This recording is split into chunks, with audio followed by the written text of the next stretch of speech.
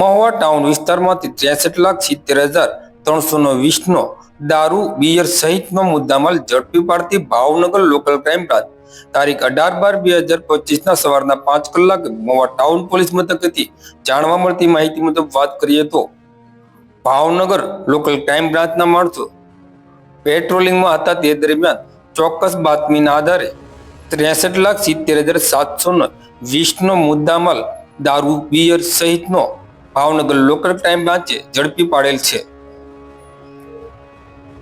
Bhavnagar LCB ના staff પેટ્રોલિંગમાં હતો તે દરમિયાન બાતમીના આધારે મહુવાના ભાણવડ જવાના રસ્તા પર ખોડિયાર માતાના મંદિરની બાજુમાં રોડ ઉપર એક કન્ટેનર નંબર GJ23AW5070માં ઇંગ્લિશ દારૂની પેટી નંગ 412 પકડાયેલ છે, જેમાં બિયર, વિસ્કી, રમ, જીન અને નાની મોટી બોટલો પકડાયેલ છે અને 3 વાહનો પણ પકડાયેલ છે, જેમાં એક હોન્ડા અને 2 એક્ટિવા સામેલ છે. આ બધી દારૂની પેટી સોલાર હીટરની પેટીઓ વચ્ચે રાખવામાં આવેલી હતી.